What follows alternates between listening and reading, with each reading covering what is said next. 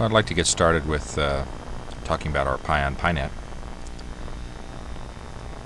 What is PINet? PINet is a superset of the Pi API functionality, runs on OpenVMS. It makes it possible for us to run interfaces and some locally developed or third-party applications on a VMS machine, and have those applications be able to send data to or get data from the Pi 3 server. Why do people do PINet? Well, one of the main motivations for doing PINet was to distribute the collection of data, the idea being to minimize the machines needed to run a distributed Pi system. Due to the pricing and licensing of VMS, customers were looking for OSI to provide a way to use small and medium-sized computers to collect the data. So we're distributing the processing load. In many cases, your plant is distributed, so it makes sense to distribute the data collection the same way. In some cases, you've got special hardware requirements from the instrument vendor in order to collect data for Pi, so it allows us to put the hardware in a dedicated box and avoid problems there. One of the things that we know is that redundant hardware doesn't help you very often. Redundant hardware is harder to maintain, it's very expensive, and our technical support experience suggests that somewhere in the neighborhood of about 5 to 7% of data loss situations are solved by redundant hardware. What we've learned, though, is that taking the interfaces off the Pi server and putting them into a separate box, for example a PINet node or an API node, improves data availability by as much as 80%. In many cases, you've got advanced control or other sensitive applications that you'd like to put in a box and separate or isolate them from the users. So this is another reason for PINet. An optional component we'll talk about toward the end of the course is Pi on PINet. This makes it possible to run Pi 2 server applications on a PINet node and have the Pi 3 server provide the data to the users of those applications. Not everything works on a Pi on PINet node, but lots of things do, such as reports and trends and unit summaries and so on. Pi on PINet, I'm sorry, not Pi on PINet, but PINet has event queues. Every node of PINet has its own event queue. The event queue is similar to data buffering that you may be familiar with from Pi 3, but it's a much more robust function and can buffer data for longer periods of time. I would never recommend this as an operating practice, but I have helped customers that for some reason or another didn't notice that there was something wrong with their network or their Pi server for periods of time ranging from days to weeks to months, recover their data because of PINet's very robust event queue. What are the requirements for PINet? Well, we've got platforms, need for TCP/IP, Pi server requirement, and also OpenVMS requirement. PINet runs only on VAX and alpha processors running the OpenVMS operating system. So there isn't a PINet for Windows, there isn't a PINet for Unix. None of the platforms we run Pi 3 on, the server software, supports DECnet. So you're going to have to provide a TCP/IP software, TCP/IP network for the PINet node. There are 4 vendors making products for TCP/IP for OpenVMS. There's digital or compact TCP/IP services that used to be called UCX. There's TCPware, comes from a company called Process Software. There's a company called Process Systems, and they formerly were TGV Cisco, and their product is Multinet. That's supported. And Attachmate, formerly Wollongong, has a product called Pathway. So you need to choose one of these. And you can refer to the manual to see which versions of TCP/IP are going to be your minimum starting point. The Pi 3 server needs to be running at least version 3.2 or later. So Pi server versions 3.0, 3.1 didn't provide support necessary to support PINet nodes. OpenVMS. OSI has a policy to support the last two major versions of OpenVMS. At the present time, we're actually quite a bit more generous than that. We're supporting OpenVMS version 6.1, 6.2, 7.1, 7.2, and later. We don't support VMS 7.0. Also, Compaq and OSI do not recommend using 7.3 on the alpha. On the alpha, the newest operating system we're recommending is 7.2.2-2.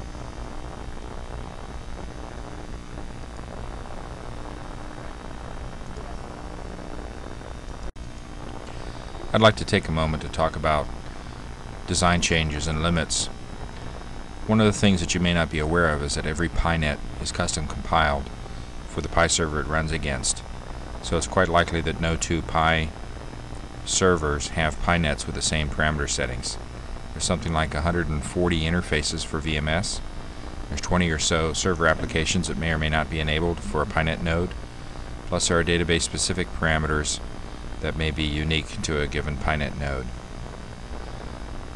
When you upgrade from one version of Pi to another version of Pi, there may be an opportunity to change things such as the point license limit, VMS platform may move from VAX to alpha.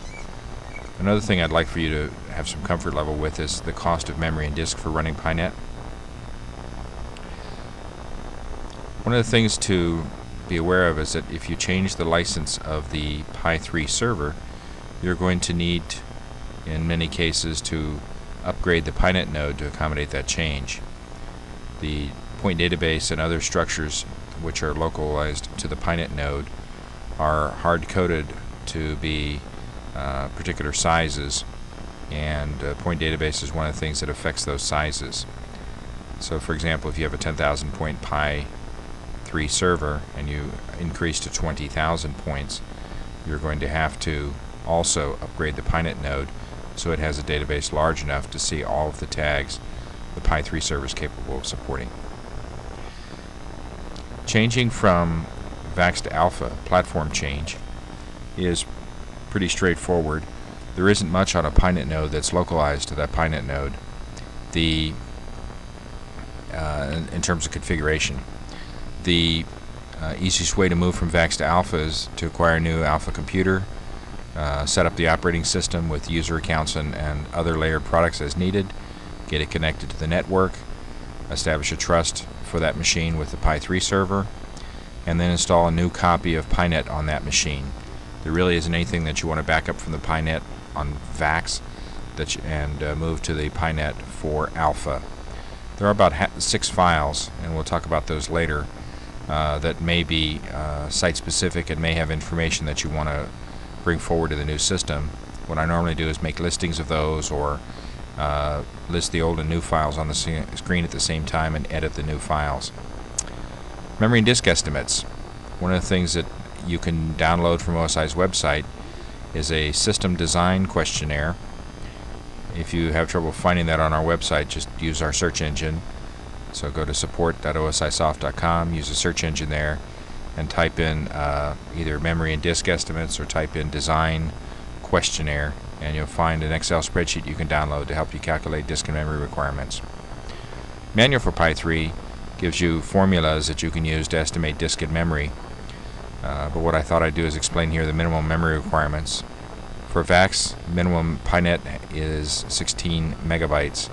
More typically, that's 24 or 32 megabytes of memory, depending on the size of the databases and so on. Notice that for the alpha, things get to be much bigger. Part of that's because programs and data images on the alpha are so much larger. So we need a minimum of 96 megabytes for the alpha. Disk space.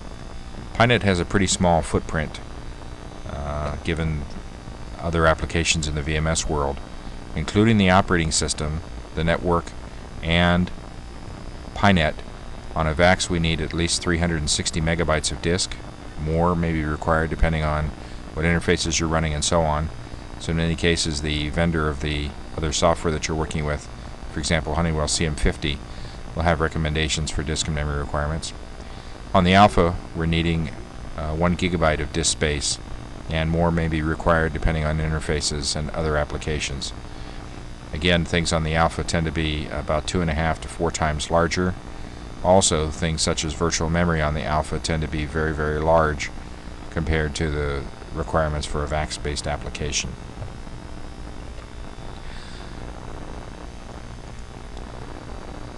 Before we install PINet software, what I'd like to do is talk some about the preparation before the installation begins. I'd like to take a look at some pre-installation steps. I'd like to talk about a new installation. There's some things that are different about a new installation of PINet versus doing an upgrade. And then, like many things, when the install program finishes, not everything's done yet, so there's a few I's to dot, T's to cross. So we're going to take a look at the post-VMS installation steps. And finally, after we've got our PINet node running, we'll come back and take a look at upgrades. Turns out upgrades are very similar to new installations. There's a couple of questions you don't see during an upgrade. Generally, upgrades take about the same length of time that an installation takes. So once we've seen how the installation works, we'll have a good basis on which to understand how upgrades work.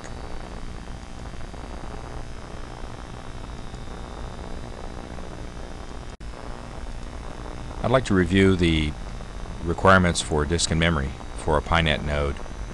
This is a spreadsheet I downloaded from OSI's website. This is the design questionnaire I mentioned. And the spreadsheet allows me to guesstimate my disk and memory requirements. If you don't already have a PINet node and you've got questions about what your disk and memory requirements are, you can contact either your OSI sales representative or tech support for help with this. If you've got a PINet node out there, the shipping documents for the PINet software should give you the information necessary to fill in this spreadsheet. For our class, we're going to be using a PINet node that's licensed for 5,000 tags. So I'm going to come here to the ultimate number of tags and ensure that that's set to 5,000, as well as the licensed number of tags. For some PINet nodes, we may have built the ultimate number of tags with a larger parameter than the licensed number of tags. And in that case, you'll want to make sure that those are set appropriately. License number of tags are set to match the license of your Pi 3 server. Number of real-time tags isn't to fill in the blank box, so that one automatically calculates. Nothing for us to do there. For archive file size, we set this to be 2 megabytes. 2 megabytes is a dummy parameter. Archive file size matters if it's a Pi 2 server. If it's a Pi 3 server, we just need to put a dummy parameter there for the calculations and the system to work out. Number of user accounts. PINet node normally doesn't have user accounts unless it's running our Pi on PINet add-in. So we're going to set the user accounts, displays, and menus to dummy parameters of 80, 80, and 10 respectively. The number of digital states and engineering units needs to be set to 32704. That's a parameter that we use for PINet. Totalization period is set to daily. Pi 3 only knows daily totalization periods. Number of block processors is a dummy value. We set that to 500 just so that the calculations and the software hangs together. X window and terminal sessions. I normally leave these at the defaults, which are 2 and 2 here. The only time I would think about changing these would be if I have Pi on PINet, and I'd want to make sure that these numbers were set so I get good disk and memory estimates based on the number of users I'm going to be supporting. Okay. If I scroll down through my spreadsheet here, we get a chance to see what the disk and memory requirements are for the PINet node. If I'm on the VAX, I can see that I need 16 megabytes of memory, 96 megabytes of memory for the alpha. For disk space, it says 300 here, but I know from my documentation that I need 360 as a minimum for versions of PINet that are current today, such as 2.4. On the alpha, it shows 342 megabytes, but I also know from my documentation that 1 gigabyte is the minimum for the alpha. Just for comparison purpose, if we take a look at Pi on PINet, this is a PINet node that has server applications enabled for it. We can see that the memory requirement is slightly larger on the VAX, but on the alpha, it's the same as the non-Pi on PINet machine. Disk space is larger, about 50% larger to accommodate the display system. And for the alpha, again, we're looking at 1 gigabyte of disk space. One of the things I should point out is that for disk space, OSI is recommending that you have 20 to 80% free disk space in order to accommodate the growth of configuration and logs and other things that are on the machine. And we're recommending about 20% free memory for Vaxxed Alpha on your PINet nodes in order to accommodate growth of the system and allow adequate space for the programs to work freely.